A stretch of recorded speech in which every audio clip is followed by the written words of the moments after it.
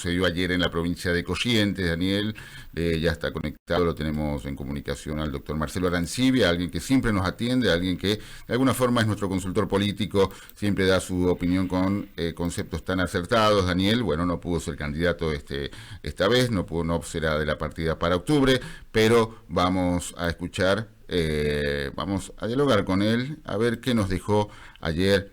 Era aplastante, digamos las cosas como son, era aplastante el triunfo de los hermanos Valdés, Daniel, por sobre el resto. Buen día, Marcelo. Daniel Núñez Vivares y Daniel Núñez te saludan desde los Cronistas de la Mañana, desde Radio Alas. ¿Cómo estás, Marcelo? Buen día a ambos Danieles y a toda la audiencia de FM Alas. Bueno, te agradecemos por tu tiempo, por tu atención, Marcelo. Bueno, comenzó el proceso en donde los gobernadores, los oficialismos se comenzaron y van a empezarse a hacer fuerte cada vez más de acá a octubre, Marcelo, es decir, van a cotizar fuertemente en bolsa posterior al 10 de diciembre, Marcelo. Bueno, lo de ayer ha sido la crónica de una derrota anunciada para la Libertad Avanza. Creo que en el caso de Corrientes, el gobernador Valdés intó una alianza electoral con Milei, y esa alianza electoral fue rechazada por el radicalismo correntino en virtud del planteo de... Marcelo. Bueno, creo que perdimos vamos a ver si podemos... Yo lo escucho perfectamente. A ver, ahora sí, cortado. Nos comentabas, Marcelo, que en el caso de Corrientes... No, digo que Corrientes, como pasó en San Juan, el gobernador intó una alianza electoral con la Libertad Avanza que termina no dándose por las pretensiones hegemónicas y de sumisión que Karina Milei y los primos Menem le habían planteado al gobernador de Corrientes.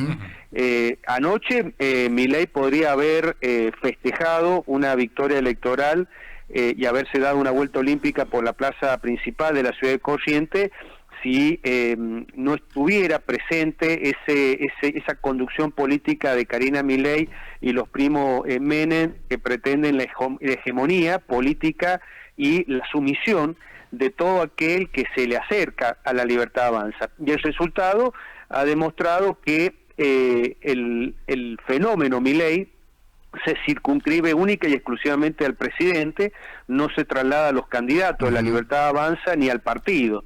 Entonces me parece que el problema que tiene la nación es un problema en parte de soberbia, de creer que la sociedad acompaña al gobierno nacional en toda su postura, y también me parece que es producto de no entender que se vive en una democracia. La ultraderecha, no solamente en la Argentina, sino también a nivel internacional, tiene una visión o una vocación de hegemonía, es decir, de controlar todo y que todo el mundo se le discipline. Y esto no ha ocurrido en la Argentina ni con la dictadura militar, menos va a pasar en democracia. Entonces, no haber entendido ese escenario le ha provocado al gobierno nacional una tremenda derrota, una humillante derrota en Corrientes.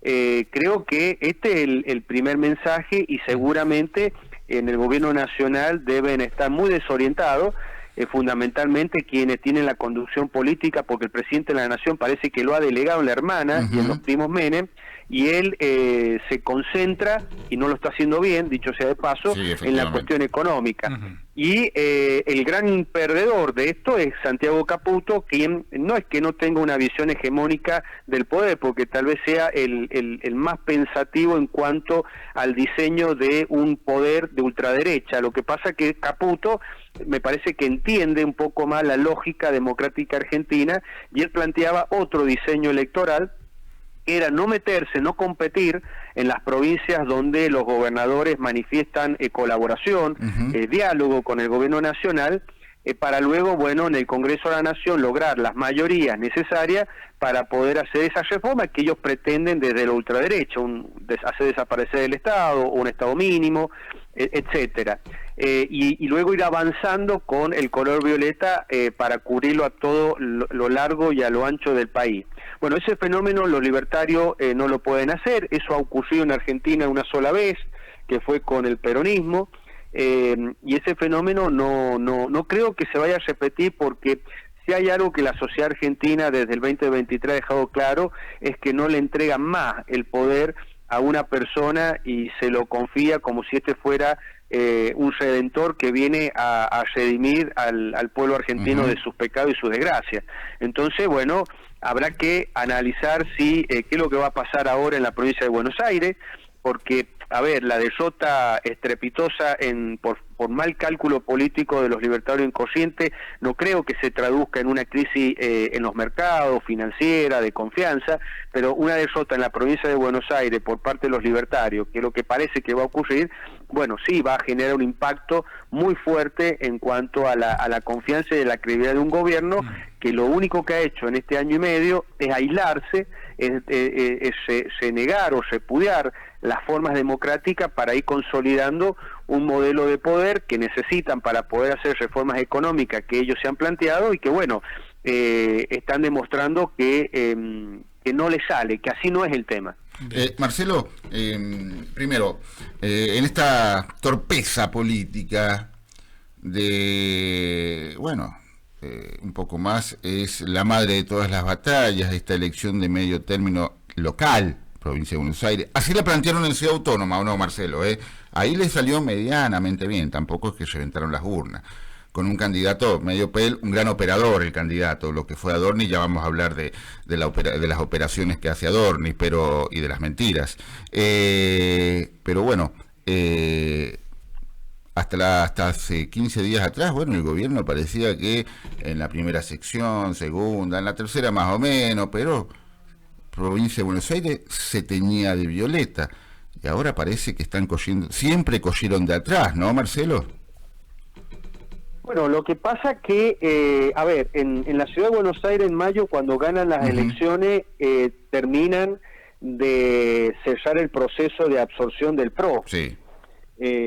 Macri termina, digamos, resignándose y le entrega el PRO de la ciudad de Buenos Aires y de la provincia de Buenos Aires a los libertarios.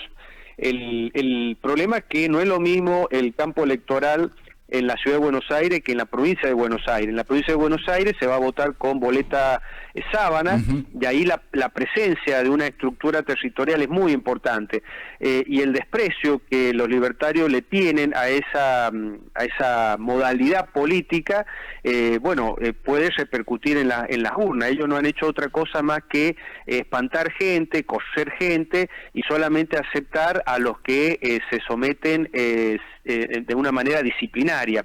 Y los que se someten lo hacen no creo que por convicción ideológica, sino por necesidad personal de mantener un espacio de poder, que es el caso de los Ritondo, de los Santilli, que a su vez necesitan del poder para proteger su inexplicable incremento patrimonial.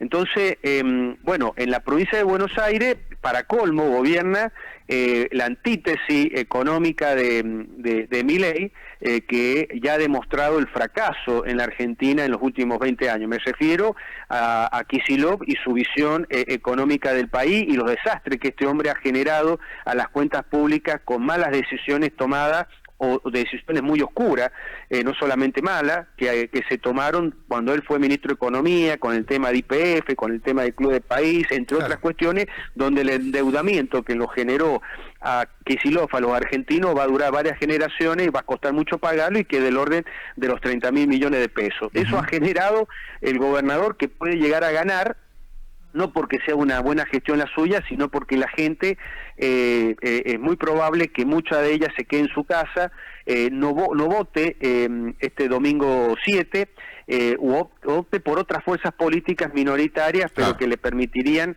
al oficialismo peronista de la provincia de Buenos Aires ganar. ¿Por qué? Y bueno, porque esta soberbia, esta visión ideológica antiliberal que tienen los libertarios de que acá corre solamente un pensamiento único, que es el del presidente, que para estar hay que humillarse, hay que someterse, no se admiten las diferencias, no se admiten lo variopinto que es la política. Bueno, puede implicar un problema grave para el gobierno nacional, porque después del 7 de octubre van a quedar casi 50 días de elecciones nacionales con un gobierno que ha perdido el norte, no solamente en materia de credibilidad por el tema de las coimas en discapacidad, sino también porque está cometiendo errores en materia económica que está provocando que el país haya ingresado ya hace un mes o 2 meses en una recesión que se va a ver el 26 de octubre con menos empleo, con menos consumo, con la gente que cada vez le alcanza menos la plata, y bueno, eso puede significar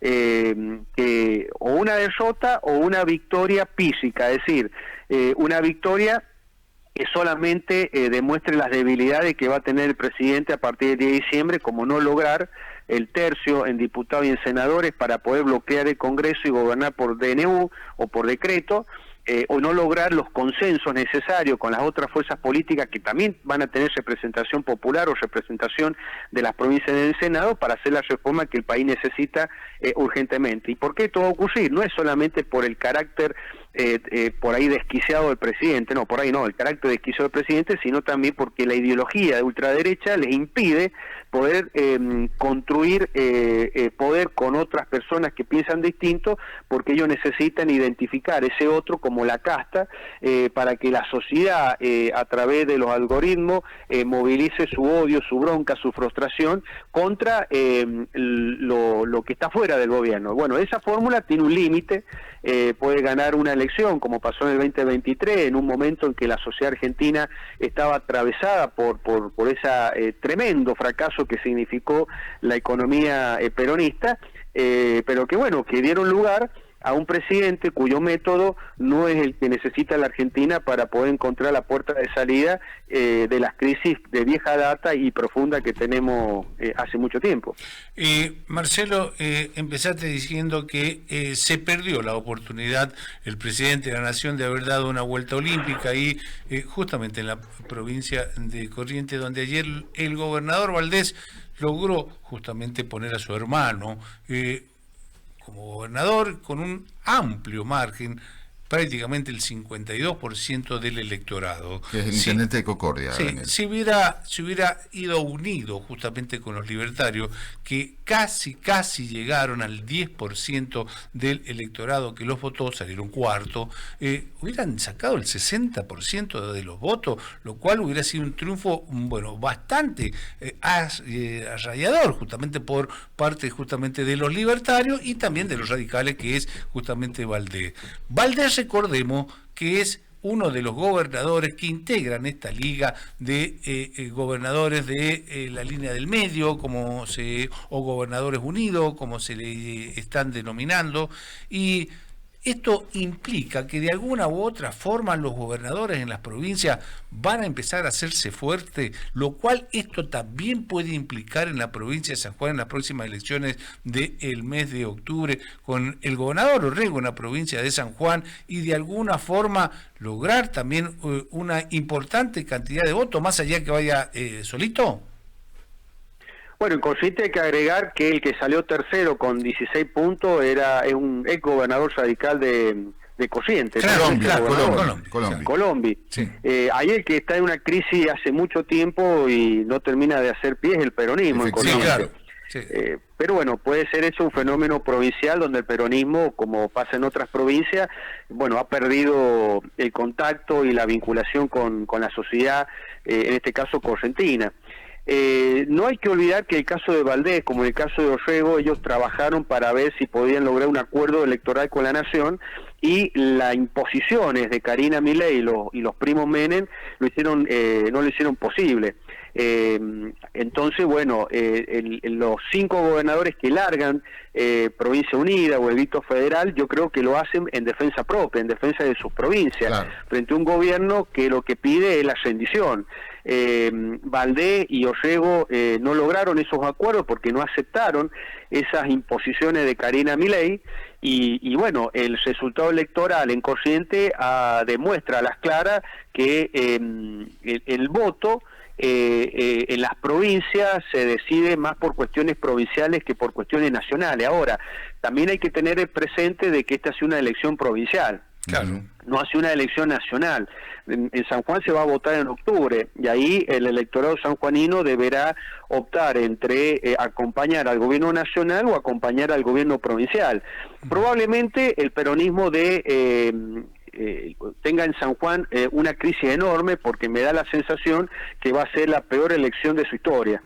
Y desde el 83 a la fecha, o tal vez hay que remontarse a los 80, cuando la política en San Juan estaba fraccionada, casi en partes igual, entre el bloquismo, el radicalismo, el peronismo, y después ahí en cuarto lugar hacía presión la Cruzada Renovadora. Claro. Entonces, bueno, pero va a ser una elección de una profunda crisis para el peronismo, y habrá que ver si la sociedad sanjuanina decide acompañar al gobierno provincial o al gobierno nacional. Lo cierto es que hoy la especulación que hacía la Nación, que con el solo hecho de poner una boleta violeta en la boleta única papel la gente va a votar a Milei, bueno, eso ya está en duda.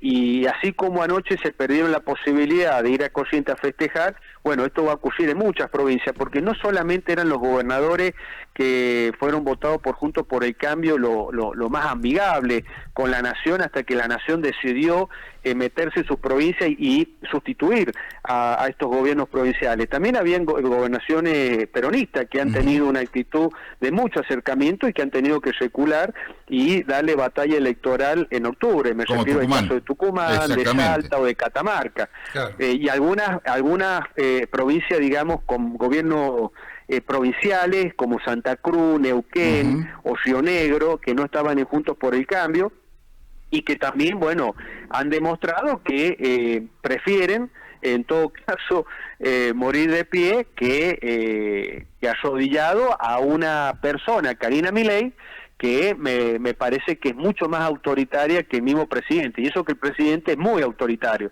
una persona que considera que el no está de acuerdo con él o que opina distinto con él es un colectivista, un soviético, un mandril, un degenerado, un mandril, es decir, el nivel de intolerancia de Milei es muy alto, el de Karina creo que es mucho más alto, y bueno, es la gran responsable que en términos políticos el gobierno nacional se vaya desflecando, porque no solamente equivocan las estrategias, le salió en la ciudad de Buenos Aires, le salió, pero en las otras provincias no le ha salido. Y lo otro, la crisis moral que este gobierno, que se esperaba que fuera distinto a la casta kirchnerista, y parece que es más de lo mismo. Tal vez no llove a través de la obra pública porque la ha parado, pero sí en las contrataciones que hace el Estado Nacional en temas muy, muy delicados como la discapacidad, donde se está viendo un ajuste, pero sin miramento. Parece que hay un sobrecosto que explican las coimas que se estarían cobrando según el audio de Españolo. Efectivamente, me centro ahí. A ver, este personaje, Españolo, a ver, yo creo que desde mi punto de vista, es decir, quien te habla, y creo que vos también, Marcelo, veníamos sosteniendo de que esto iba a terminar mal, por el grado hasta de desquicio que rodea todo el aura del presidente, ¿no, Marcelo? De uno contra otro. Yo creo que lo que usted está diciendo tiene que ver con lo que hoy La Nación en una de sus portadas manifiesta, ¿no? El fracaso de libertarios violetas o nada, como lo habían planteado y como lo acaba de señalar justamente Marcelo, ¿no? O eran ellos la imposición y, bueno, violeta o nada, por lo menos ayer en Corrientes fracasó, ¿no? Bueno, vos fijate qué es lo que está pasando en San Juan. Si bien las elecciones ya, la campaña está en pañales, el gobierno provincial ha sido, hasta que se presentaron los frentes y las listas, ha acompañado al gobierno nacional. Sí, claro. En una, dos leyes tal vez se haya corrido, como el caso del financiamiento de las universidades, pero había tenido una actitud colaborativa, y creo que la Nación podía contar con los dos diputados nacionales de Producción y Trabajo, pero esta actitud de imposición muy autoritaria de los hermanos Milei para con los gobernadores que han sido que han entendido y que han acompañado al gobierno nacional, bueno, ha provocado que el oficialismo provincial haya cambiado su discurso y ha comenzado a levantar la voz contra el gobierno nacional, y que seguramente a medida que avance la campaña y llegue el 26 de octubre va a haber un cruce discursivo respecto de nación-provincia.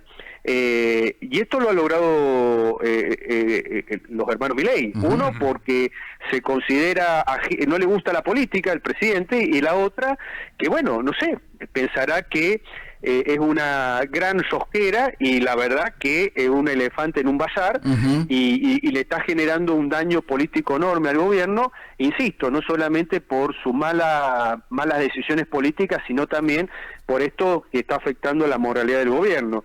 Entonces, creo que el panorama es complicado porque el presidente Milei no va a prescindir de su hermana, más allá de las defensas electorales, o hasta donde llegue la justicia a investigar si Karina Milei se queda o no con el 3% de las coimas de las contrataciones del Estado, por lo menos el tema de medicamentos.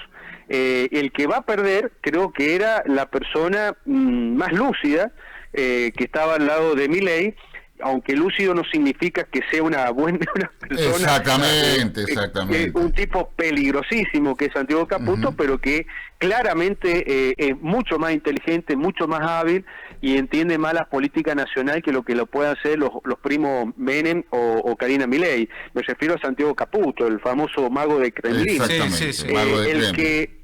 Claro, la novela El mago de Kremlin de Dan Poli termina mal, se tiene que retirar del gabinete de Putin, o si no, corría riesgo su vida.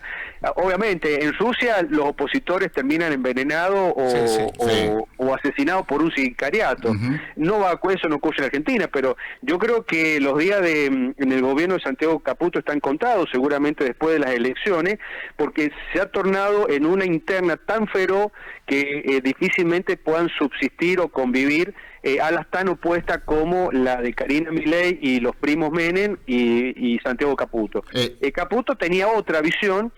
Si lo hubiesen dejado a él seguramente hubiese arreglado con Valdés en Corrientes, con Orrego en San Juan, y hubiese llevado adelante un proceso de sustitución de mediano plazo, paulatino.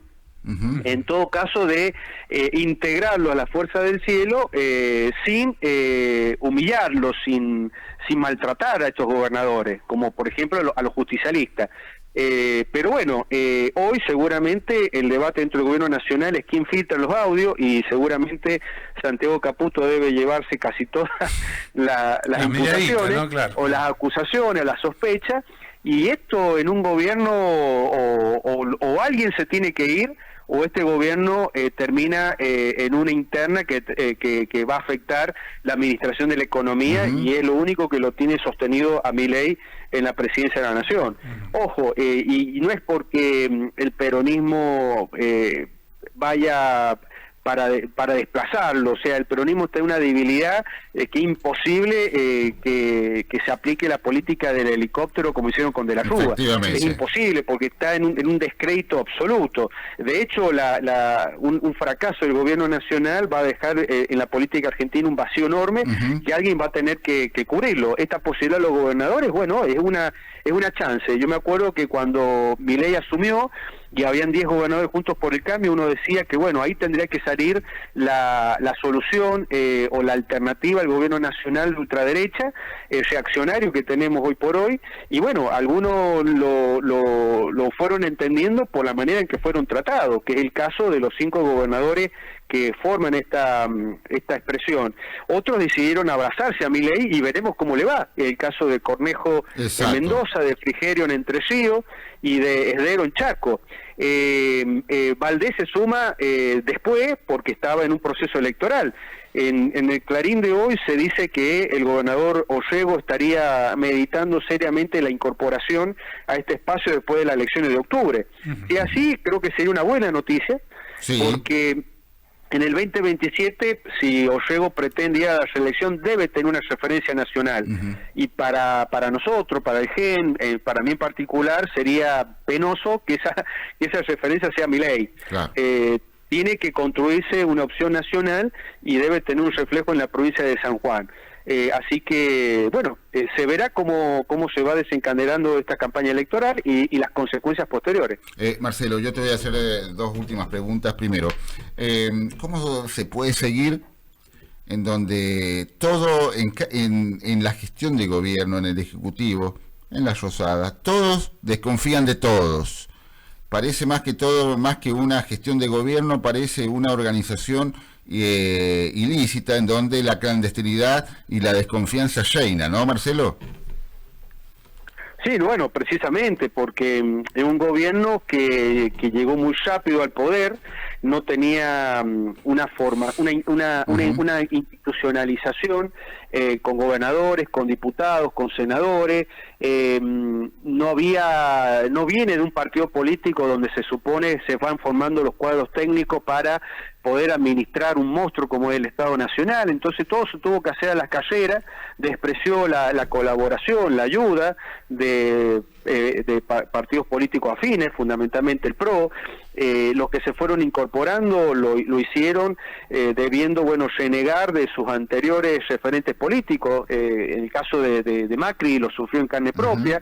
Entonces, es gente que ha llegado al poder y que, evidentemente lo nuevo no generalmente es sinónimo de bueno, claro. Y lo que se ha desatado dentro del gobierno nacional es una feroz interna, con muy pocos interlocutores hábiles. Adorni lo es para la pelea, y para la mentira, Franco, ya vamos a hablar de eso. Tiene un límite, claro, Franco tiene un límite, es decir, yo me acuerdo que Corach era muy hábil para zafar de las acusaciones de corrupción. Exacto. Y ya de manejo económico del último Carlos Menem, pero es un gobierno muy limitado, un presidente que no habla a la sociedad a través de los medios, no da reportaje, no da conferencia de prensa, solamente habla con los chupamedia, de los ensobrados del gobierno nacional. Hay toda una red de propagandistas que dicen ser periodistas y que lastimosamente se prestan este juego que cada vez genera menos credibilidad en la sociedad.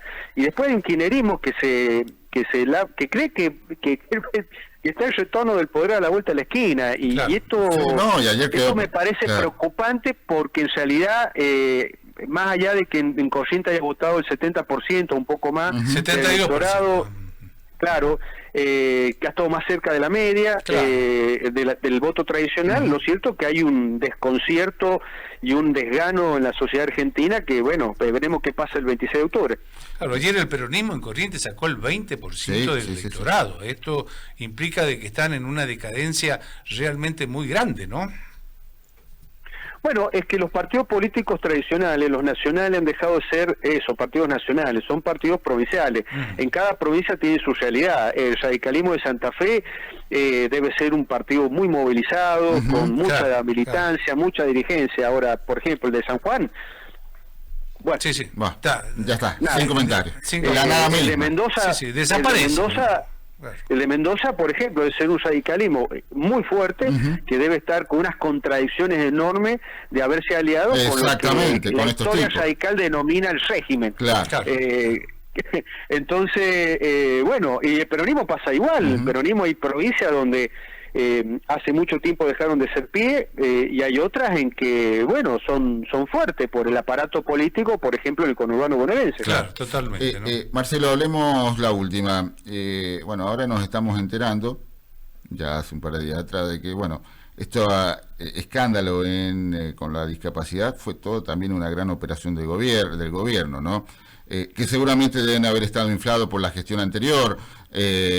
Acá no hubo ninguna guerra, ninguna catástrofe a nivel nacional que llevara a la cantidad de discapacitados o pensiones que se están pagando.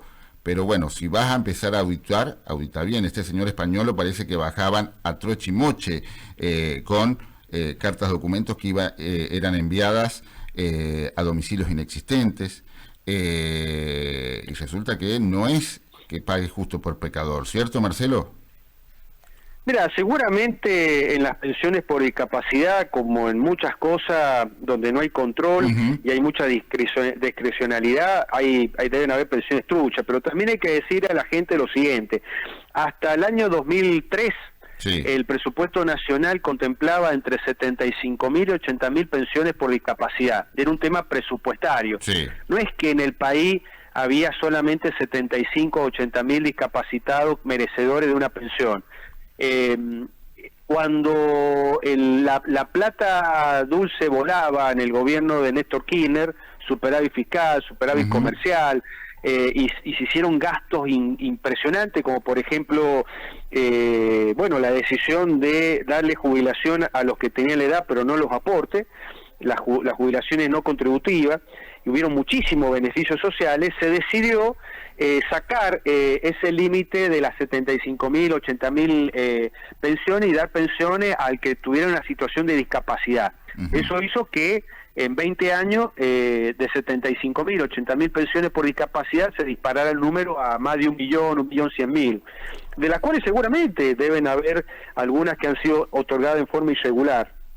Pero lo cierto es que en Argentina hay, como en todos los países, un porcentaje importante de la población que tiene una discapacidad que le impide, trabajar.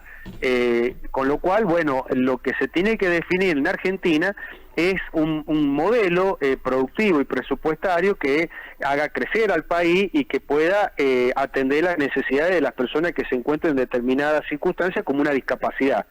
Pero lo que acá lo que ha agarpado, lo que en términos electorales o políticos, es aprovechar una bronca que se genera cuando el país se empobrece. Cuando el país se empobrece y vos ves que hay gente que trabaja y no le alcanza, y te enterás que hay personas que tienen planes sociales y que no trabajan pero que los reciben, entonces lo que antes era solidaridad se convierte en una injusticia o en un robo. Y nosotros hemos visto esta discusión entre pobres, donde la política se ha aprovechado. Entonces nace el término planero, que las mujeres tienen hijos para cobrar planes, esto ha sido, digamos, el desencadenante de poner a personas que tienen discapacidades graves y que necesitan una ayuda del Estado en tela de juicio. Esperemos que esto se esclarezca y tenga un debate, digamos, para que todo el mundo entienda de que el que lo recibe es porque lo requiere, lo necesita, y que el Estado no se debe prestar a cuestiones truchas para dar algo que un bandido tanto de la política utiliza para ganar votos, como aquel que no merece una ayuda del Estado la reciba. Para eso tienen que funcionar los órganos de control, pero si vos desarmás esos órganos de control como el ANMAT, y después te aparecen estos dueños de laboratorios que llegan ahí por interés político y te terminan matando 100 personas entregando medicamentos adulterados. Marcelo, y resulta que la radiografía del perro era todo falso, ¿no, Marcelo? Sí, era falso. A confesión de español. Exactamente. El vocero pasó por algo hace 15 días que se ha abollado el muchacho, ¿no, Marcelo? Bueno, a ver, Adorni es un especialista para mentir y para, aprovecharse de gente sensible. Y parece ese discurso del odio que, se va agotando, porque Argentina ha tenido un momento de mucha calentura, de mucha bronca, y que le llevó a repudiar masivamente al sistema político establecido. Y ese sistema político establecido había fracasado y se lo merecía, porque acá la corrupción y el desastre económico merecía el repudio de la sociedad. Lamentablemente el beneficiario de esa bronca no es que venía a cambiar el sistema, sino simplemente nos planteó lo que la novela de Gato Pardo lo dice: cambiar todo para que nada cambie. Y este es el drama argentino. Marcelo, te agradecemos la comunicación telefónica, te agradecemos por tu tiempo, sobre todo sabemos que tenés que hacer trámites y gestiones en tu ámbito privado, en el derecho, es decir, en tribunales. Que tenga buen día, muchísimas gracias por tu atención y una buena semana. Por favor, muchas gracias a usted y un gran saludo a la audiencia. Muchísimas gracias, Marcelo. Fue el doctor Marcelo Arancibia charlando con los cronistas de la mañana, Daniel. Seguimos adelante, Daniel. 11 de la mañana.